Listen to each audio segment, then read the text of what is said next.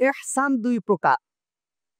একটা হলো স্রষ্টার প্রতি ইহসান, আরেকটা হলো সৃষ্টির প্রতি ইহসান করা।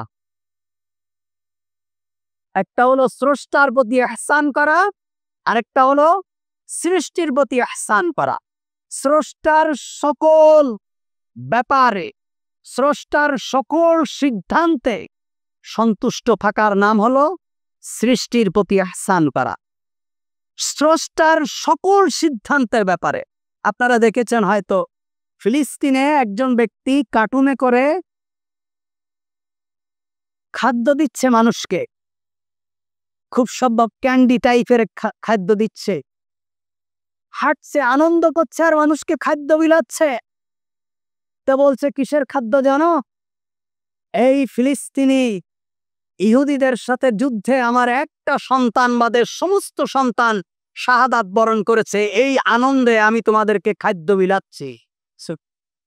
তাদের ঈমান আর আপনাদের ঈমান, ওরা তাদের বুকের তাজা রক্ত ঢেলে দিচ্ছে। একজন শিশু বলছে, তোমরা দিনে কয় ওয়াক্ত নামাজ পড়ো?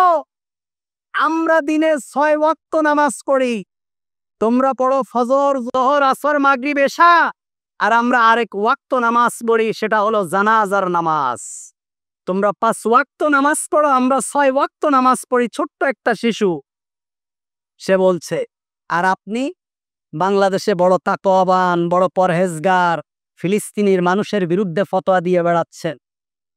আপনি তাদের যুদ্ধকে প্রশ্নবিদ্ধ করছেন। শতাব্দী কাল পর্যন্ত যারা বুকের তাজা রক্ত ঢেলে দিয়েছে আল্লাহর ঘর বাইতুল্লাহকে স্বাধীন করার জন্য, তাদের বিরুদ্ধে আপনি মেম্বারে দাঁড়িয়ে বক্তব্য দিচ্ছেন, তাদের আকীদা নিয়ে কথা বলছেন। আপনার আকীদা কি আমরা জানি তো, কার কি আকীদা আমরা জানি। এই সমস্ত উদ্ভট কথাবার্তা বলে মুসলমানদেরকে জিহাদের প্রেরণা থেকে ফিরায় রাখা যাবে না। অনেকে জিহাদের প্রেরণা থেকে মানুষদেরকে ফিরায় রাখতে চায়। আল্লাহ রসুল বলছেন, আল জিহাদু মাযিন ইলা ইয়াউমাল কিয়ামা, কিয়ামত পর্যন্ত জিহাদ অব্যাহত থাকবে।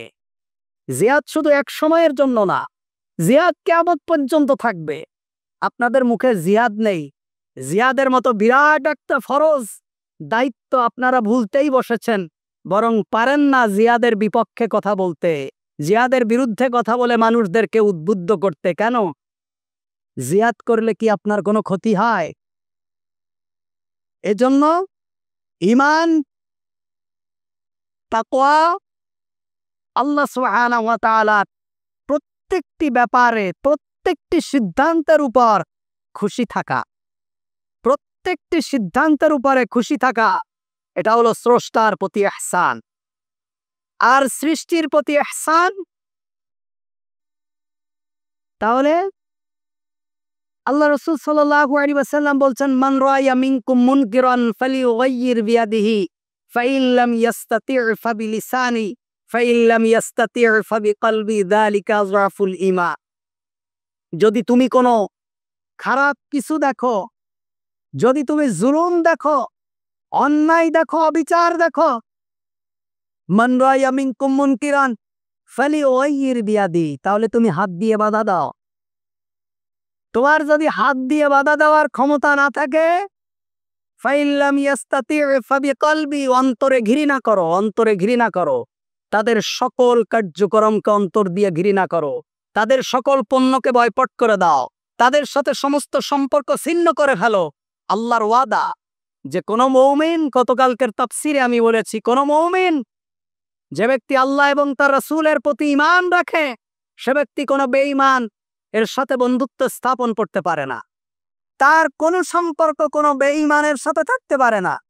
হোক ওয়ালাউ কানা আবাউকুম, হোক সে তোমাদের পিতা, তোমাদের বাপ, আবাউকুম তোমাদের বাপ দাদা, হোক তোমাদের ভাই, হোক তোমাদের বন্ধু, আও আশিরাতাকুম, হোক তোমাদের আত্মীয় স্বজন, যেই হোক না কেন, তাদের সাথে সমস্ত সম্পর্ক কাকাপ করে দাও, যদি সে ব্যক্তি আল্লাহ এবং তার রাসূল সাল্লাল্লাহু আলাইহি সাল্লামকে, আল্লাহ এবং তার রাসূল সাল্লাল্লাহু আলাইহি সাল্লাম সম্পর্কে খারাপ ধারণা পোষণ করে। এটা হলো ঈমানের দাবি।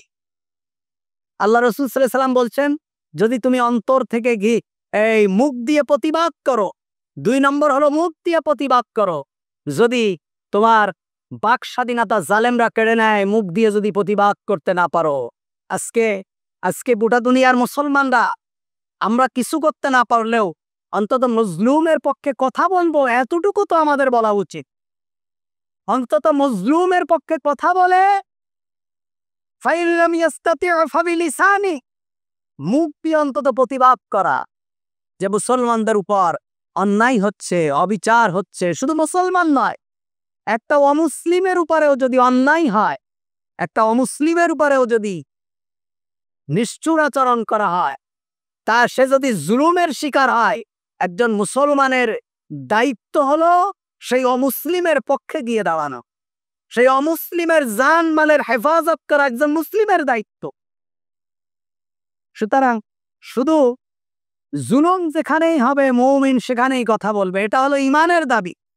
শুধু মুসলমানদের উপরেই, মুসলমানদের পাশে ইমানদাররা দাঁড়াবে এমনটা নয়। যদি কোনো অমুসলিমের উপরেও জুলুম হয়, কোনো অমুসলিম যদি নির্যাতিত হয়, তাহলে মুসলমানদের দায়িত্ব হলো সে অমুসলিমের পক্ষে গিয়ে দাঁড়া।